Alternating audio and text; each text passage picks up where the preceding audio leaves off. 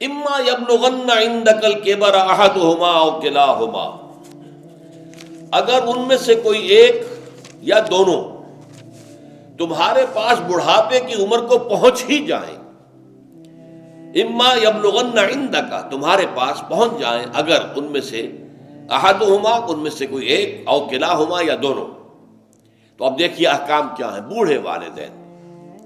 فلا تقل لہما if, number ایک انہیں اف تک مت کہو۔ اف کیا ہے؟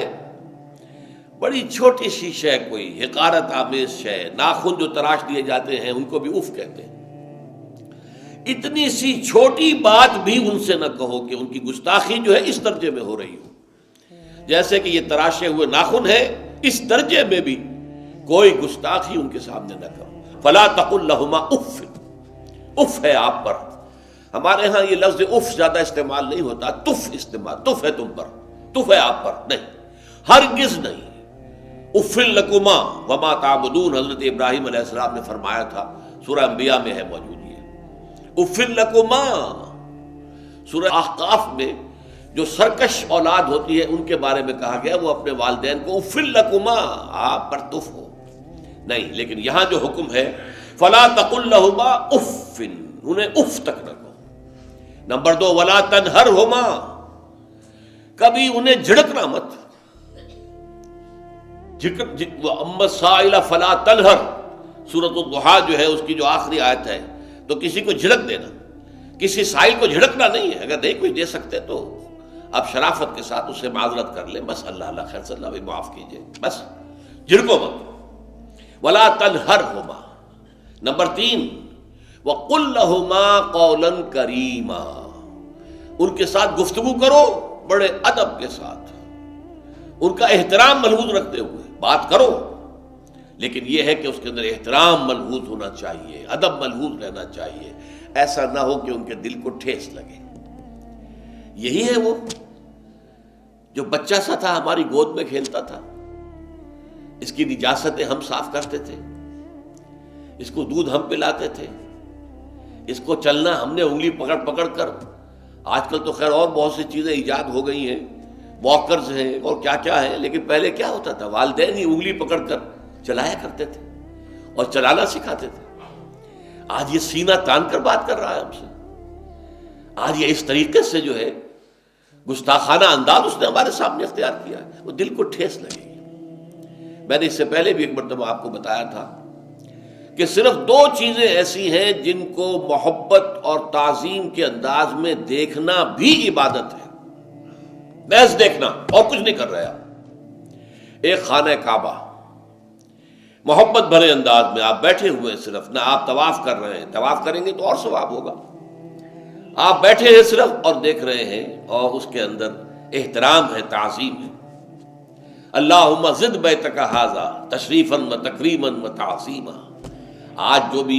آج کل جو لوگ، اب تو خیر ٹھیک ہے بات وہاں سے آگے نکل گئی ہے، مینا میں پہنچ گئے ہوں گے لوگ، کل تو حج ہو جائے گا انشاءاللہ، لیکن جو حاجی بھی یہ دعا مسنون ہے کہ جب بھی وہ مسجد حرام کے اندر داخل ہوتا ہے اور پہلی مرتبہ نگاہ پڑتی ہے خانہ کعبہ پر، تو فوراً اللہم رب ھذہ البیت زد بیتک ھذا تشریفا و تکریما و تعظیما، اے اللہ اپنے اس گھر کو، اس کی عزت، اس کی تکریم، اس کی تعظیم، اس کے اندر اور اضافہ کرتا چلا جائے۔ تو یہ انسان اگر صرف خانہ کعبہ کو بیٹھ کر دیکھتا رہے تب بھی عبادت ہے، ثواب ہے۔ اور اسی طرح بوڑھے والدین کو محبت بھری نگاہ سے دیکھنا، یہ بھی موجب ثواب ہے، کہ دل جو ہے ان کو کہیں کوئی آئینہ قلب جو ہے ان کے احساسات کو ٹھیس نہ پہنچے، اس کا لحاظ رکھنا۔ اما یبلغن عندک الکبر احدہما او کلاہما فلا تقل لہما اف ولا تنہرہما وقل لہما قولا کریما واخفض لہما جناح الذل من الرحمہ، اور ان دونوں کے سامنے اپنے کندھوں کو شفقت کے ساتھ، ادب کے ساتھ جھکا کر رکھو۔ یہ جو ابھی میں نے چند الفاظ کہے تھے کہ سینہ تان کر بات کرنا، یہ ایک انداز ہوتا ہے بات کرنے کا۔ ایک یہ ہے کہ آپ بات کر رہے ہیں والدین سے، والدہ سے، والد سے، لیکن جھکے ہوئے، کندھے جھکائے ہوئے۔ اب یہ بھی دو ہی باتیں ہیں یا والدین کے سامنے کندھے جھکانے ہیں، یا پھر حضور سے کہا گیا ہے اے نبی آپ اہل ایمان کے لیے وخفض جناحک للمؤمنین، یہ مومن جو ایمان لائے ہیں ہمارے نیک بندے ہم پر، چاہے وہ غریب ہے، فقیر ہے، چاہے وہ غلام ہے، مسکین ہے، آپ اپنے کندھے ان کے سامنے جھکائیے۔ یہ بہت بڑی بات ہے جو کہی گئی ہے محمد الرسول اللہ صلی اللہ علیہ وسلم سے۔ آپ ان کے سامنے وخفض جناحک للمؤمنین، اہل ایمان کے لیے اپنے کندھے جھکائیے، جھکا کر رکھیے، ان کا احترام کیجیے۔ حالانکہ اصل احترام تو حضور کا ہے، وہ تو جب ہم پڑھیں گے سورہ حجرات تو جا کے معلوم ہوگا کہ کس درجے احترام ملحوظ رہنا چاہیے حضور کا صلی اللہ علیہ وسلم۔ لیکن یہاں نوٹ کیجئے وَخْفِضْ لَهُمَا جَنَاحَ الذُّلِّ مِنَ الرَّحْمَةِ، اور اس سب کے بعد بھی وَقُلْ رَبِّ ارْحَمْهُمَا كَمَا رَبَّيَانِي صَغِيرًا، اور یہ دعا کرتے رہا کرو اے رب ہمارے ان دونوں پر، میرے والدین پر رحمت فرما، رحم کر، جیسے کہ انہوں نے مجھے پالا پوسا جبکہ میں چھوٹا سا تھا۔ اب دیکھیے یہاں لفظ کیا آیا، ربیانی، رب، اللہ تعالیٰ رب ہے حقیقی، وہ ہے اصل میں پالن ہار، ساری چیزیں اس کی پیدا کردہ ہے۔ ماں باپ کے دل میں بھی محبت اور شفقت تو اسی نے ڈالی ہے، ماں کی چھاتیوں میں دودھ تو اسی نے بنایا، پیدا کیا ہے، تو اصل رب تو وہ ہے۔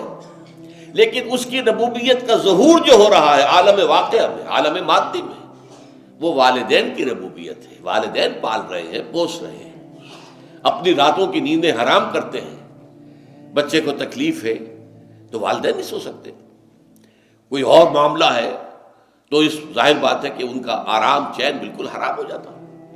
یہ ہے در حقیقت۔ اب ان کا بدلہ کیا چکا سکتا ہے آدمی؟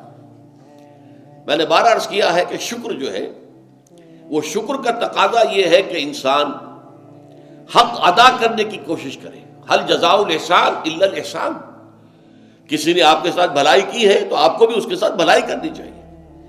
لیکن والدین نے جو بھلائی تمہارے ساتھ کی ہے تم اس کا بدلہ کیا دے سکتے ہو؟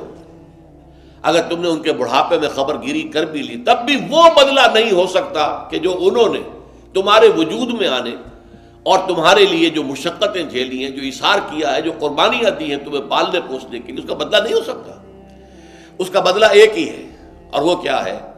اللہ سے دعا کیا کرو وَقُلْ رَبِّ ارْحَمْهُمَا كَمَا رَبَّيَانِي صَغِيرًا، پروردگار ان دونوں پر رحم فرما، رحمت نازل فرما، ان کی مغفرت فرما، ان کے درجات بلند کر، ان کی غلطیوں سے درگزر فرما، ان کے گناہوں کو بخش دے، ان کی غلطیوں سے چشم پوشی اختیار فرما پروردگار۔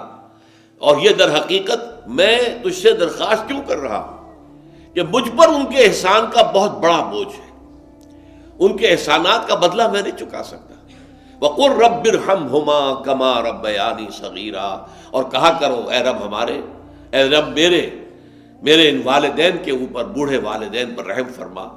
اور ظاہر بات ہے کہ یہ سلسلہ جو ہے یہ صرف زندگی کا نہیں ہے، ان کے انتقال کے بعد بھی رب ارحمہما کما ربیانی صغیرا، رب اغفر لی ولوالدی وارحمہما کما ربیانی صغیرا، یہ آپ کی نمازوں کے ساتھ دعاؤں میں مستقل دعا ہو جانی چاہیے کہ اے پروردگار مجھے بھی بخشش فرما دے، مجھے بھی بخش دیجو، اور پھر میرے والدین کو بھی بخش دیجو، اور ان پر رحمت نازل کیجو جیسے کہ اس نے مجھے پالا پوسا تھا جبکہ میں چھوٹا سا تھا۔ وَقُلْ رَبِّ ارْحَمْهُمَا كَمَا رَبَّيَانِي صَغِيرًا۔ ابھی اس مضمون کا ایک اہم حصہ باقی ہے، اور وہ کیا ہے کہ والدین میں سے والدہ کا مقام جو ہے وہ 3 گنا زیادہ ہے۔ اس پر انشاءاللہ تعالی اب اگلی نشست میں گفتگو ہوگی۔ اقول قولی ھذا واستغفر اللہ لی ولکم ولسائر المسلمین والمسلمات۔